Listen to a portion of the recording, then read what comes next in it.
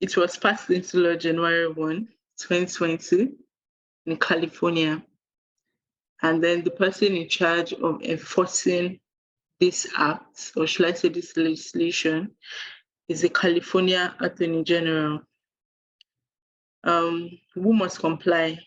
So organizations doing business in California are obliged to comply. Who is protected? Residents of California are protected by the California Consumer Privacy Act. So what are their rights under the California Consumer Privacy Act? One, right to know or access, right to deletion, right to opt out of sale, right to data portability, right to non-discrimination. So penalties for non-compliance is that you can be fined $2,005 per violation, or if you intentionally violate the law, you'll be charged $7,005.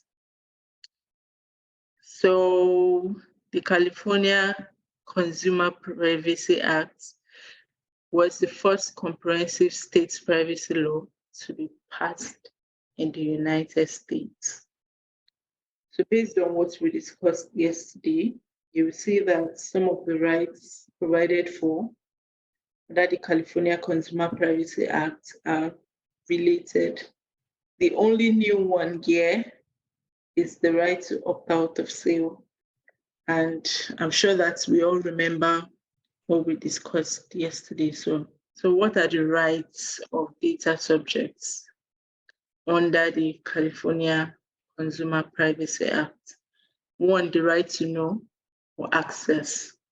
So consumers have the right to be informed about how their information is processed at or before the point of collection. So if you remember yesterday, I was saying the right to being informed is telling them what you want to use their personal data for and how long you're going to keep it for before collecting it. So it's the same thing here.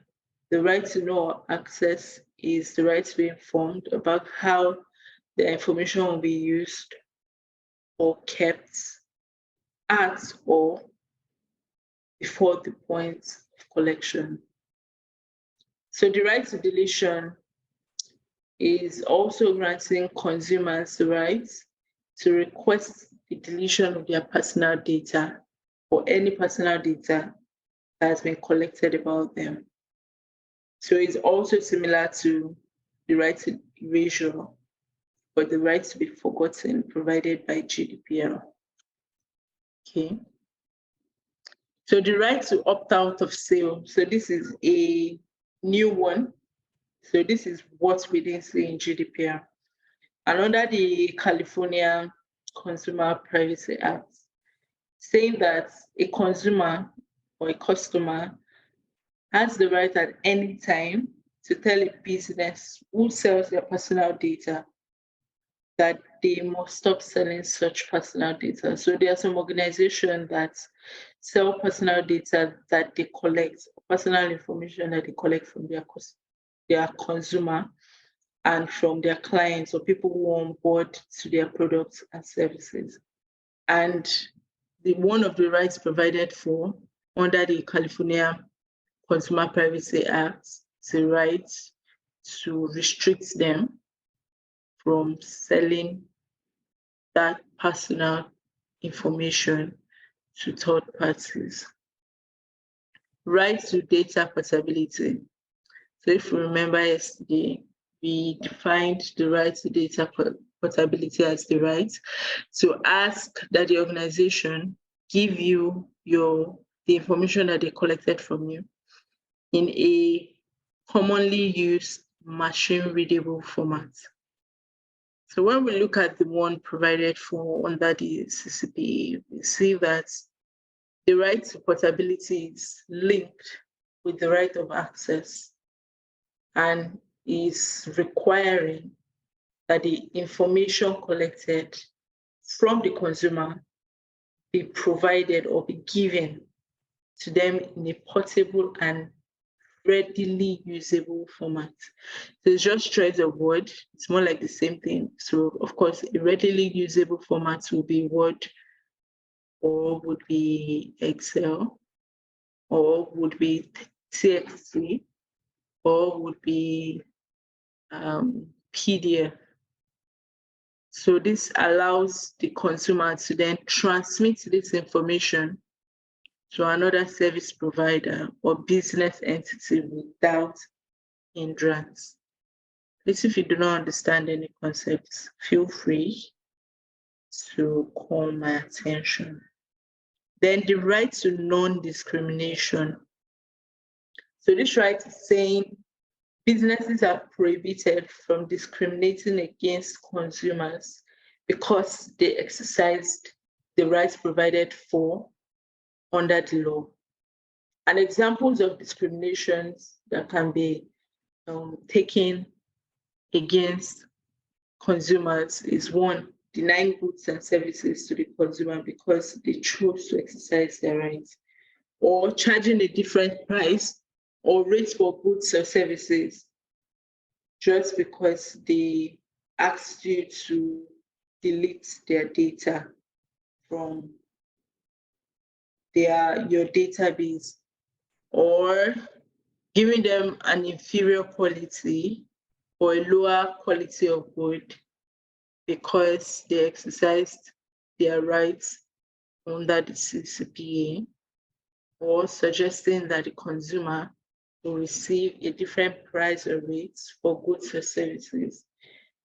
So these are examples of non-discrimination, or examples of discrimination that should not occur because a consumer exercised their rights under the California Consumer Privacy Act. All right, so any questions around the California Consumer Privacy Act before we move to the next one? So yeah, the California Privacy Act is an amendment to the California Consumer Privacy Act. So an amendment does not totally remove the former law. It's just adding extra provisions. So an example of a provision that was added is changing the regulator from the California Attorney General to a California Privacy Protection Agency. So yesterday, if you remember too, we said a data protection authority is necessary to monitor compliance and enforce compliance of these laws and regulations that have been created. And under the California Consumer Privacy Act, we'll see that the regulator there was the California Attorney General. But the added or amended provision under the California Privacy Rights Act is that the regulator or the data protection authority changed from the California Attorney General to the California Privacy Protection Agency. Another change or another added provision is the rights. So we'll see that under the California Consumer Privacy Act, there were only 5 rights under there. But yeah, 2 extra rights were then added to that other existing regulation. So the whole essence of the California Privacy Rights Act is an amendment, or should I say an addition to what is already existing. Yeah, so it came effective on January 1, 2022. That's a mistake, not 2023, 2022. And it applies to California. Now, the regulator is the California Privacy Protection Agency, like I already said. And organizations who must comply organizations doing business in California. So it still remains the same as in the California Consumer Privacy Act. So who is protected? Residents of California are provided or protected under this act. And their rights are all rights under the CCPA, plus the right to rectification and the right to limit use and disclosure of sensitive personal data. So what are the penalties for non-compliance? So the existing penalty is it can be fined up to $2,005 per violation. And where the violation was intentional, they will be fined $7,005. However, another added provision that we see here under the penalties is that for civil remedy as relating to data security breaches, damages can range from $100 to $750 per consumer and per incident of actual damages, whichever is better. To break this down, when a data security breach occurs and personal data was exfiltrated from the organization, if, for example, 500 personal data of data subjects were exfiltrated, they'll be paying $100 to $750 per head as damages to each of the data subjects that their personal data was breached. I hope that wasn't so complex. So it's just saying that you pay each person whose personal data was breached a fine or a damage. No, a fine is not it. A damage or something like a compensation ranging from $100 to $750 for breaching for breaching their personal data. Yes.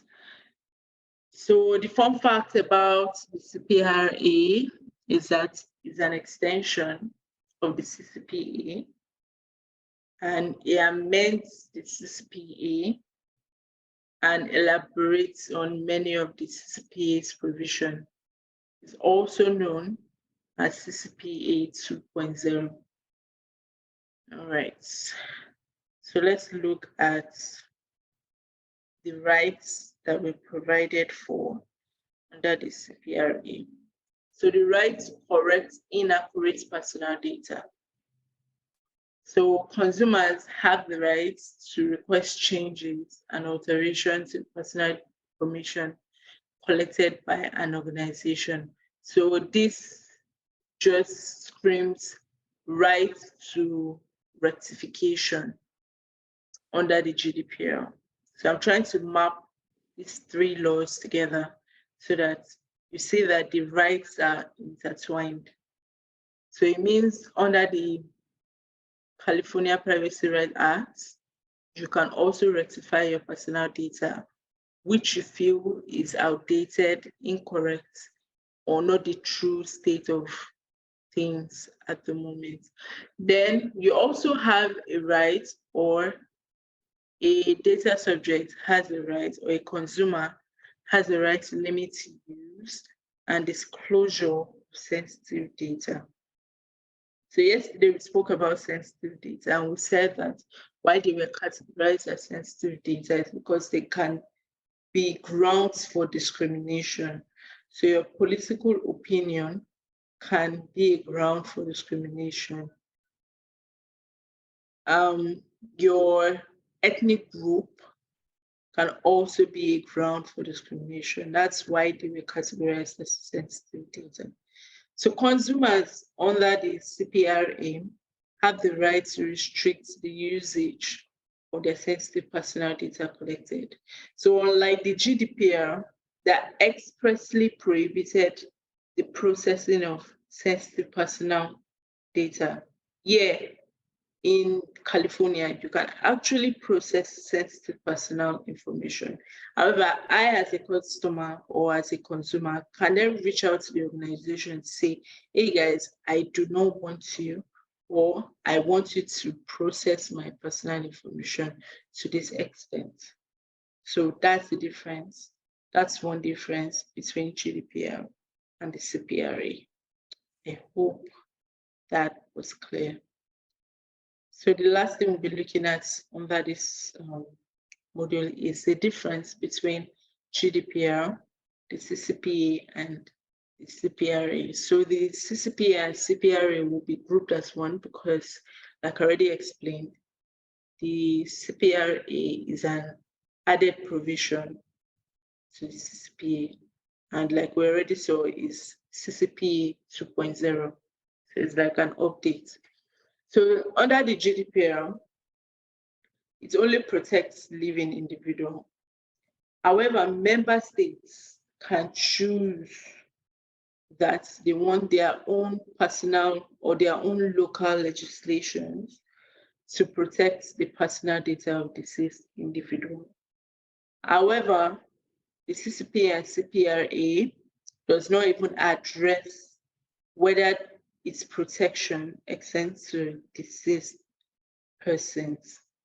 It's silent about that. But under the GDPR is saying that member states can create or make local legislations to provide protections to the personal data of the deceased person. All right, another difference between GDPR and the CCPA is that GDPR defines a data controller and defines a data controller as a natural or legal person, a public authority, agency, which alone or jointly with others determine the purpose and means of processing of personal data. However, the CCPA and CPRA do not even define the term data controller. Instead, it only refers to businesses. And it's saying that this law or this regulation only applies to businesses. All right, the GDPR finally defines a data processor. However, the CCPA and CPRA does not define the data processor. However, it refers to a data processor, quote unquote, as a service provider. So it came into force in 1996 and it applies to the United States of America. The regulator of the HIPAA is the Health and Human Service Office. No, the Health and Human Service and the Office for Civil Rights. So the Health and Human Service is the DPA. The Office for Civil Rights is where you make complaints when your rights has been breached. Or when you feel like your right has been breached. So we must comply covered entities and their business associates. So we'll be defining this in the next slide. Who is protected? Patients using covered entities are protected by the HIPAA. So what are the rights provided for under HIPAA? The right to be informed, the right of access, the right to amendments, the right to file complaints, the right to a privacy notice, and the right to restrict processing. So what's the penalty for non-compliance? A criminal penalty of up to $50,000 and 1 year imprisonment. Did you know that the POPIA took nearly 8 years to fully enter into effect after it was promulgated into law in November 2013. So what's the POPIA? So it's not covered under this course because we are really only looking at laws that we are looking at privacy laws under the US right now. So we went through that of the GDPR because it's a general Data Protection Act, but the POPIA is the Protection of Personal Information Act, and it governs the people of South Africa. So it's just a fun fact, law. The Health Insurance Portability and Accountability Act, effective 1996, applies to USA. The regulator is the Health and Human Service and Office for Civil Rights. The people that must comply, or the organizations that must comply, are known as covered entities and their business associates, who is protected. Patients using the covered entities are protected by the HIPAA, and the rights would be fully broken down in the next slides. And the penalties for non-compliance, like I already said, is up to $50,000 or up to a year imprisonment. Okay, let's go to our next slide. So it was designed to improve the effectiveness and efficiency of the healthcare system, and is a federal law, an industry regulation, and also a federal law that requires that healthcare services protect the sensitive patient health information from being disclosed. So unlike GDPR and CPRA and CCPA that say personally identifiable information or personal data, under the HIPAA is known as Patient Health Information, PHI. So we'll be saying that during the course of the presentation. So the HIPAA is divided into 4, and there are 4 different rules provided for under the HIPAA. We'll be looking at the privacy rule because that's what applies to us. So we have the privacy rule that governs the protection of patient health information.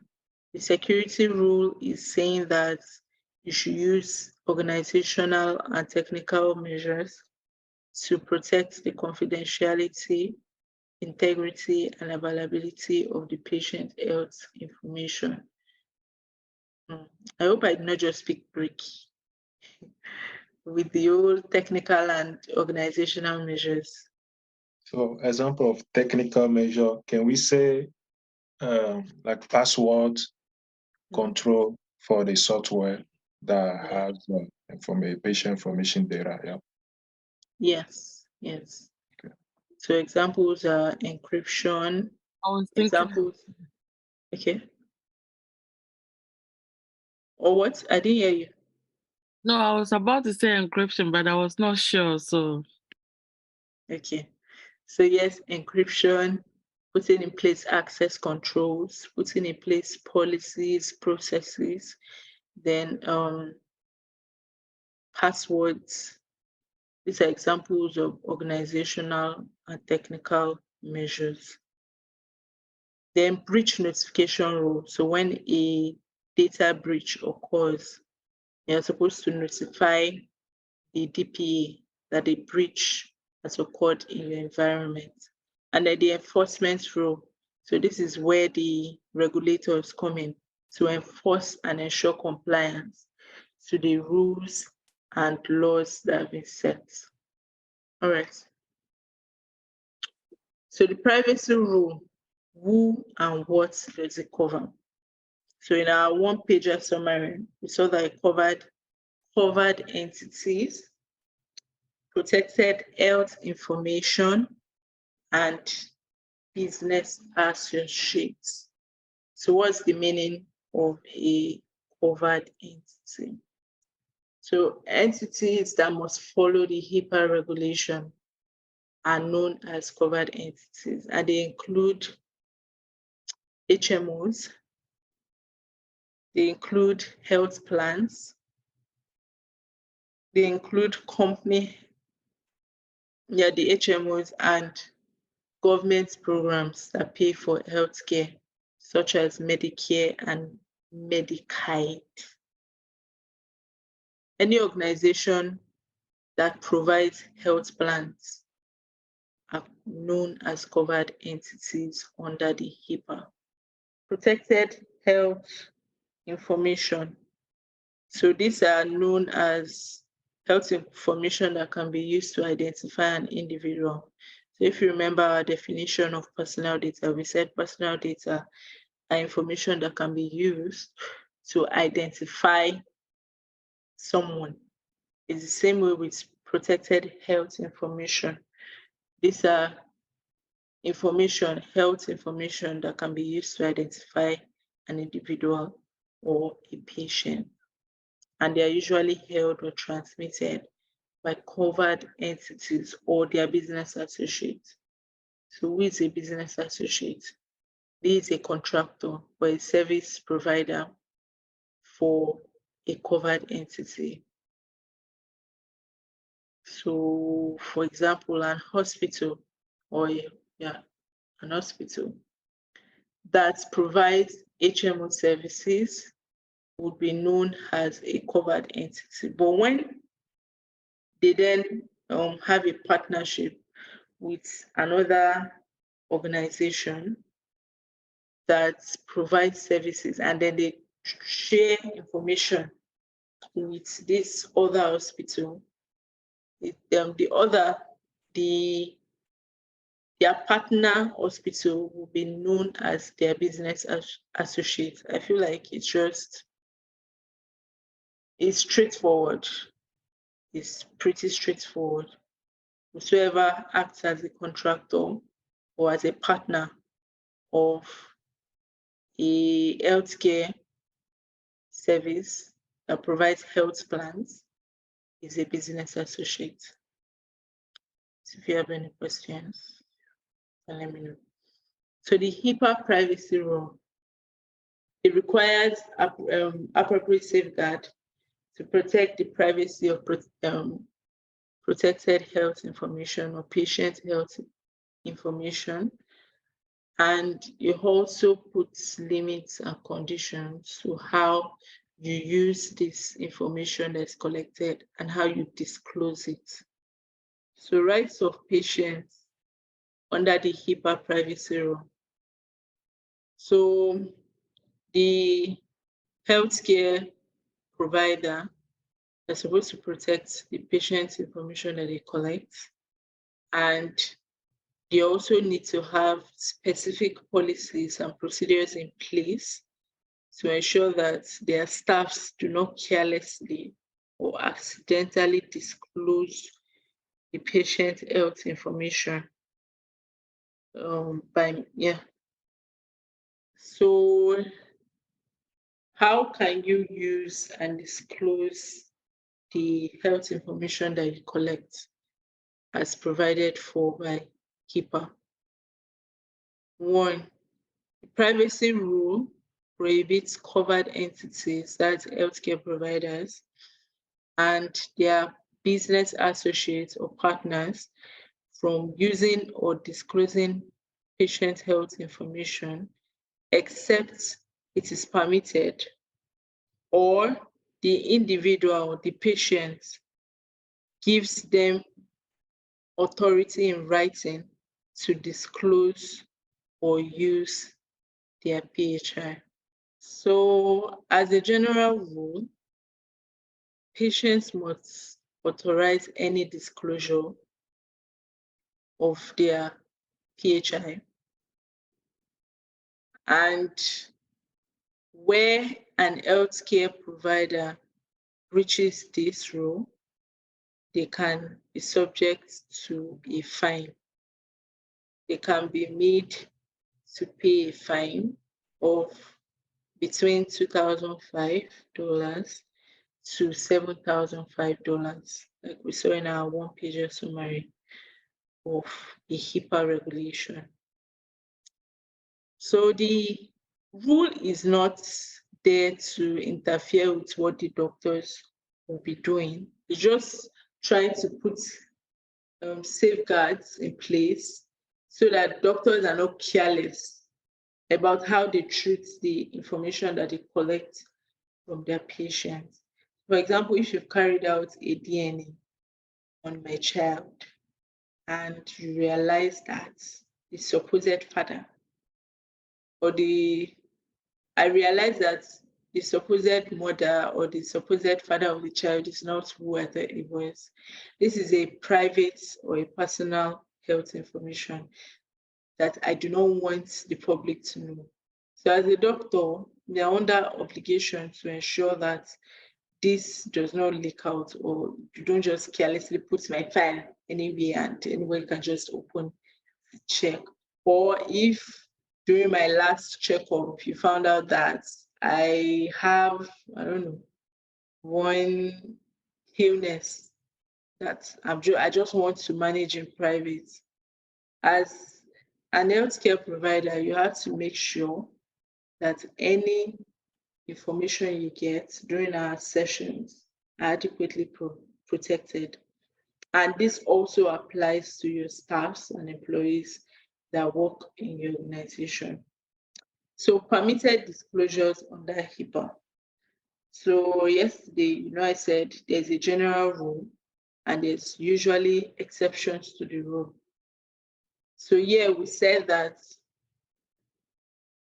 the general rule is you can only use or disclose personal health information upon the written authorization of the patient or where it is permitted by the privacy rule.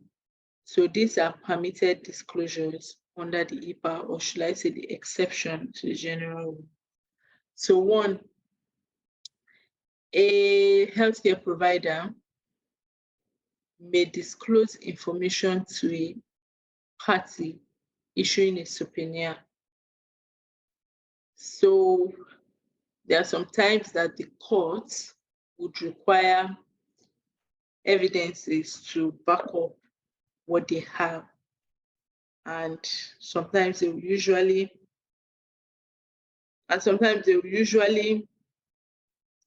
force or subpoena an organization to provide this information. So as a healthcare provider, if you get a court subpoena, it then means that you are under obligation, legal obligation, to provide that information to the court. Before responding to the subpoena, the healthcare provider must try to notify the person about the request. It's not like it will really change anything, but at least let it be known that the court requested that we provide your patient health information as evidence in court. So the rights under HIPAA, the right of access or the right to access. So it means that a patient can come to the healthcare provider or to the hospital and request their file or their medical information, or to receive copies, of their medical information maintained by their doctor. So this right is known as the HIPAA right of access. They also have the right to amend, or should I say to rectify, or to update a record about them. However, if the doctor feels that this request is not true, it can be denied. So if you want to update the records, your medical records, it has to be done in writing. And you have to provide a reason to support why you want your medical record to be amended.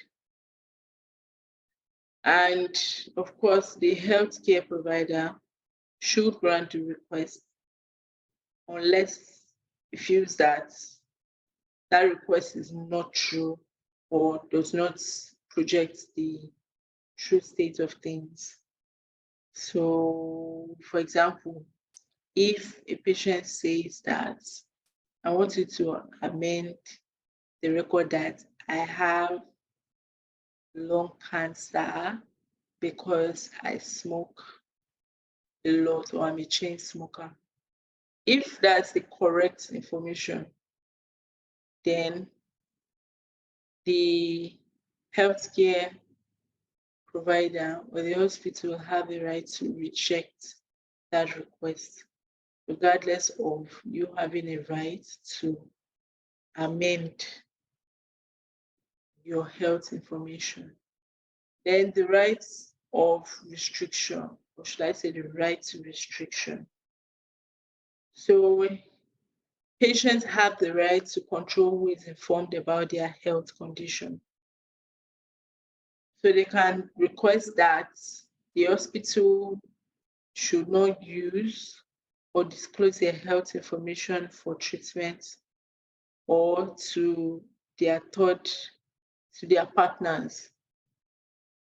So giving a typical example, if maybe your partner is, so the name of the hospital I use is Affinity Healthcare.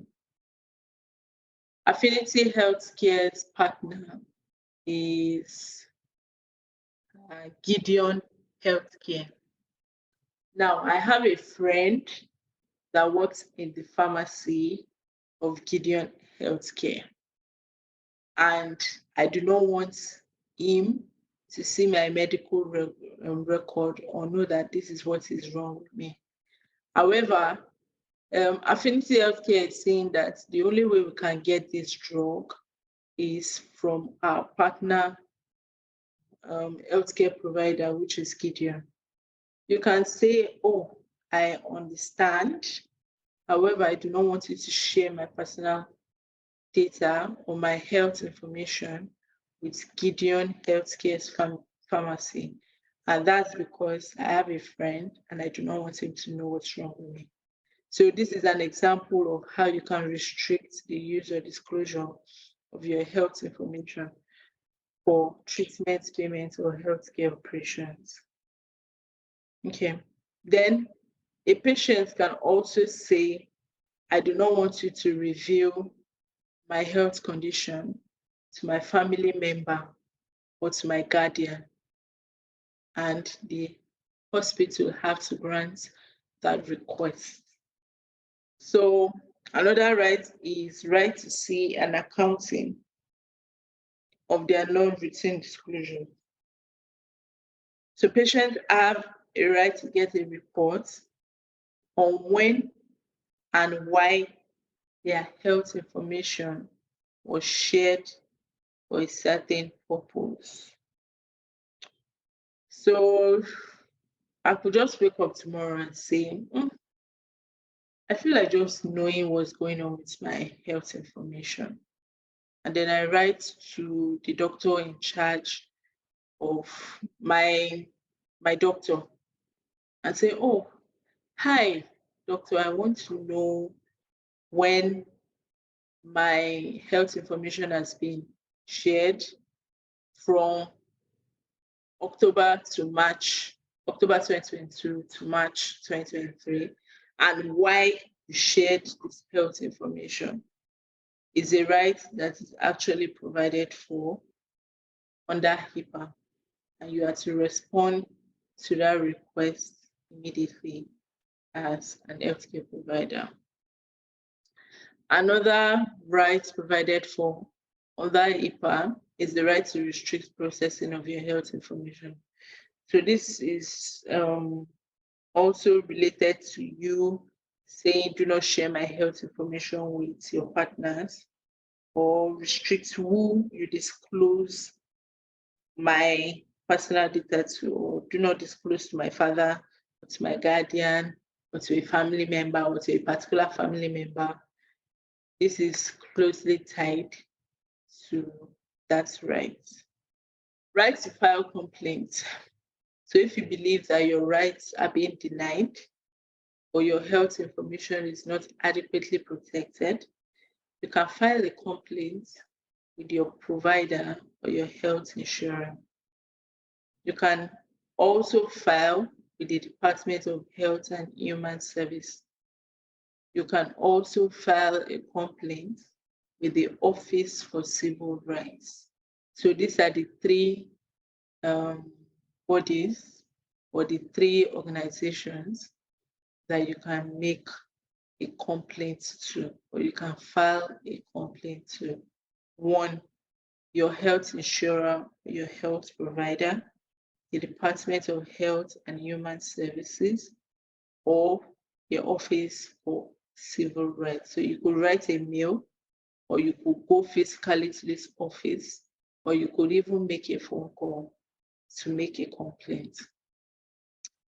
Privacy notice. So privacy notice is similar to privacy policies that we see on websites. So the whole essence of privacy policy is informing the client about why you're collecting their personal data, how long you'll be retaining it for, what you'll be using it for, if you share it with third parties, the third party you'll be sharing it with, if you'll be transferring to an organization outside the US, the country you'll be transferring it to, then it's just summarily giving the patient a notice telling them how their health information may be used and shared.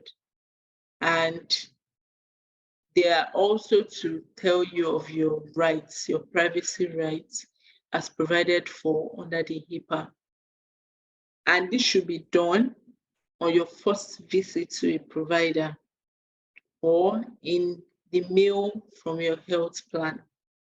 Well, you can always ask for a copy of the privacy notice at any time, but ideally, this should be done upon your first visit to a healthcare provider. If you were rushed in during an emergency or in a life and death situation, you should get this privacy notice.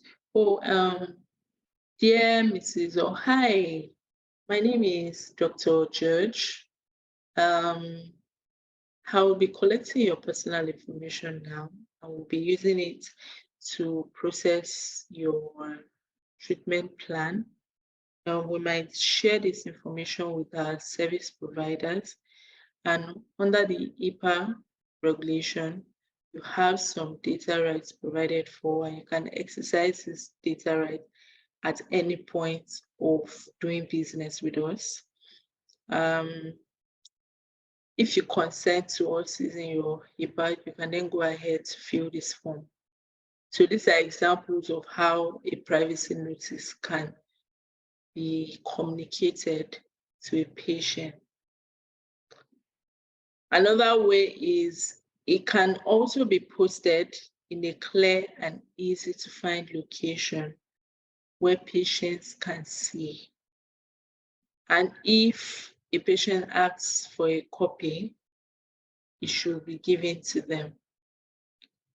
Like I already said, they can also upload on their website. So a privacy notice is also a privacy policy that you usually find on websites. So it's just different names.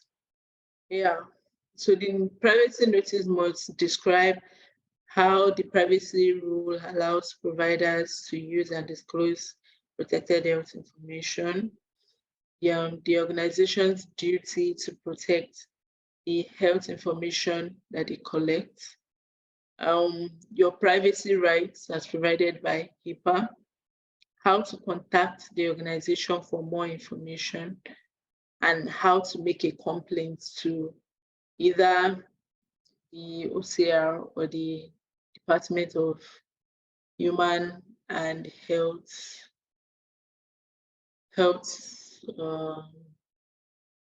the Department for the Human and Health, let's go back there, Health and Human Services, yes.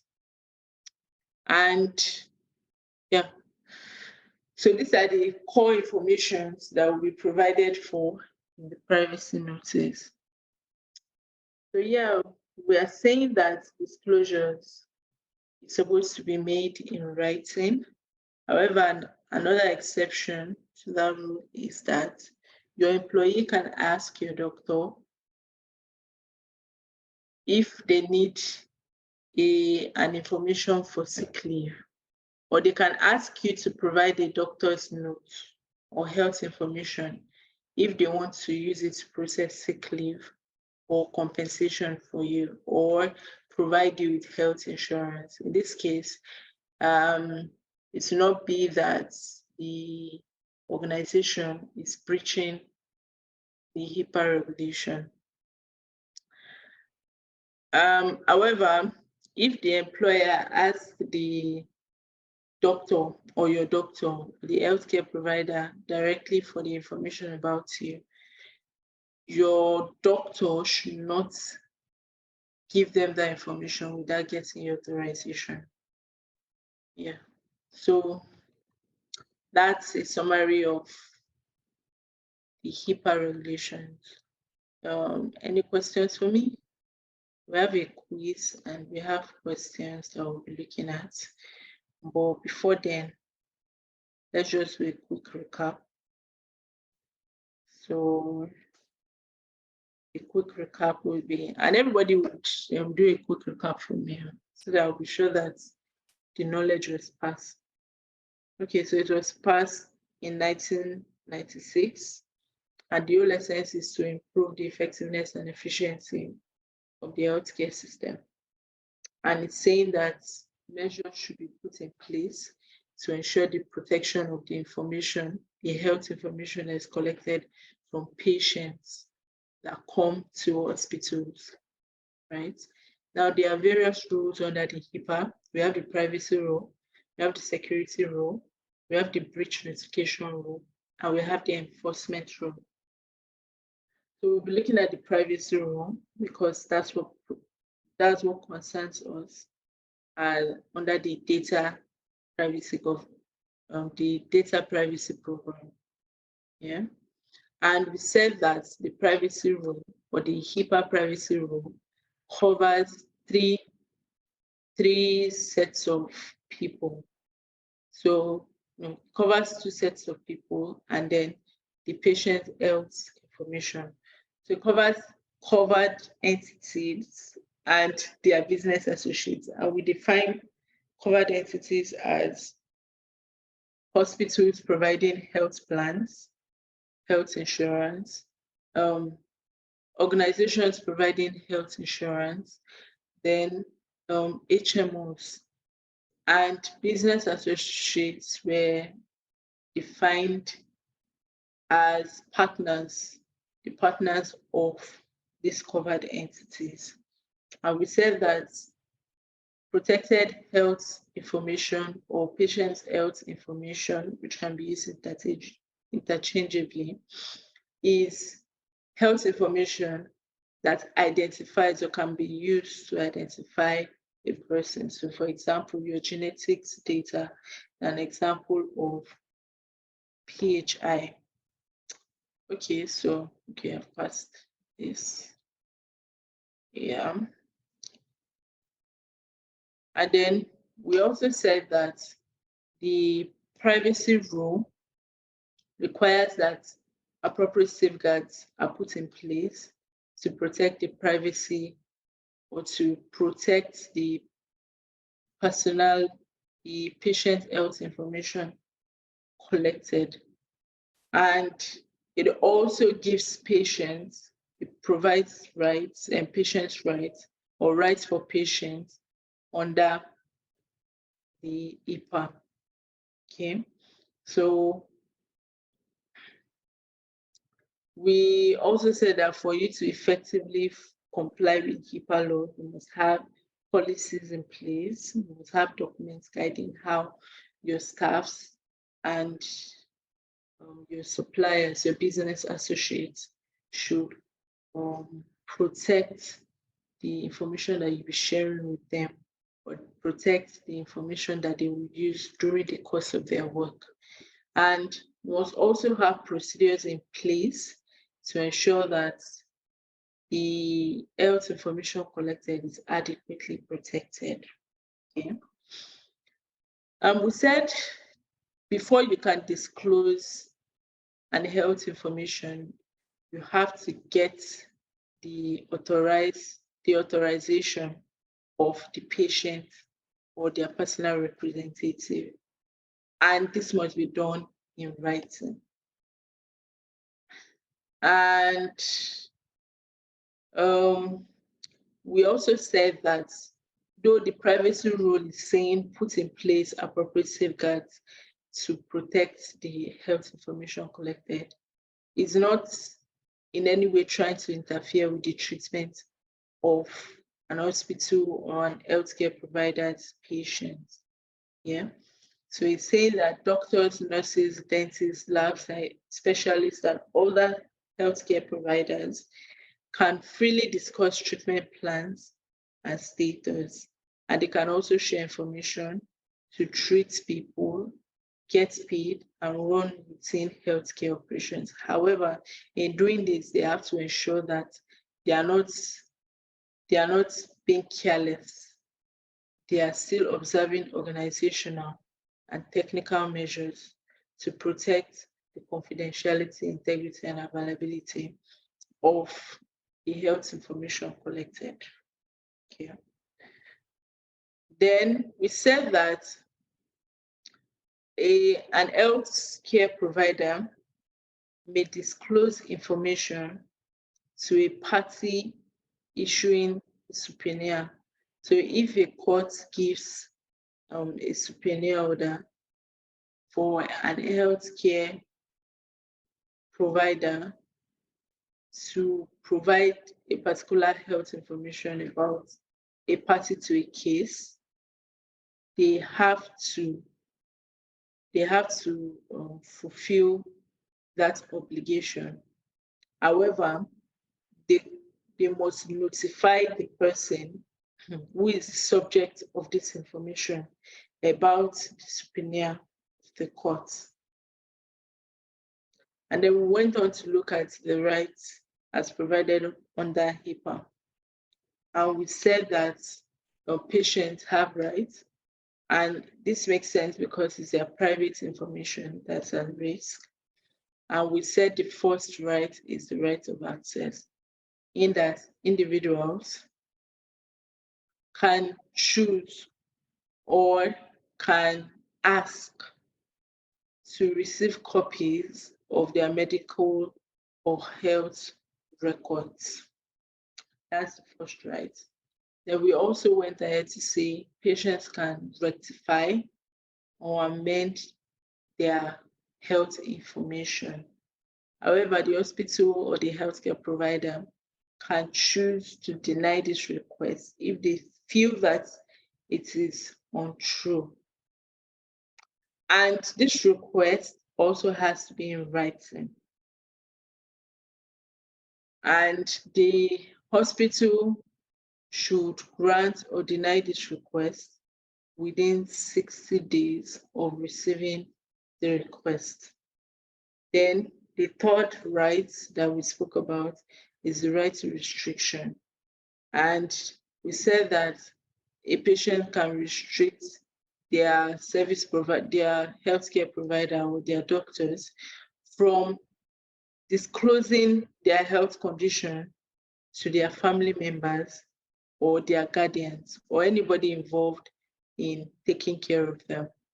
And that they can also restrict the hospital from transferring or disclosing their health information to their business associates or to their partner health providers. Okay, then rights to say an accounting of their non-routine disclosure. So this is quite long, but the summary of it is I have the right to request for a report on when you have shared my health information from this period to this period and why you shared this health information. Then we went on to also say that a patient has the right to file complaints and that there are 3 ways a complaint can be filed. It can be filed with the hospital or the health insurer or the healthcare provider, or you can file with the Department of Health and Human Service, or you might file a complaint to the Office for Civil Rights. Okay, we also said that you also have a right to privacy notice, and I compared privacy notice to the privacy policy that you usually see on the website of organizations. And the whole essence of the privacy notice is you telling the personal data, a patient what you'll be using the personal data for, how long you'll be keeping it for, and this must be done during the first appointment. So immediately I'm interfacing with you on my first day, this information should be shared with me. And I can also request a copy of this privacy notice at any point in time. But if an emergency, if it's a life or death situation, I should receive that privacy notice immediately after the emergency or after the emergency has been sorted out. And another way to fulfill this obligation of privacy notice is putting it in a clear and easy to find location where any random person or anybody that comes into the hospital knows why they collect personal data and what they use it for and the retention period it is, how long the health information is kept for before it's deleted from their database. And also the HIPAA provides that the healthcare provider, if they have a website, must post the privacy notice on the website. And we went further to say that this notice must describe how the provider uses and discloses the health information collected, its duties to protect the health information collected, their rights or the right of the patient to complain to that the human and health services or to the healthcare provider or to the office of the complaints regulation, and how to contact the organization for more information when necessary. And we said that your employer can ask you for a doctor's note. So if you fall sick and you say, I will not be able to come into the office, your employer can ask you for a doctor's note. Or if maybe you took an extended break from the office because you were not feeling fine, your employer can also ask for a doctor's note or to provide you an health insurance. However, your employer is not supposed to ask your doctor, or better still, your doctor is not supposed to provide health information about you to your employer without seeking your written consent or authorization. So that's a summary of today's class.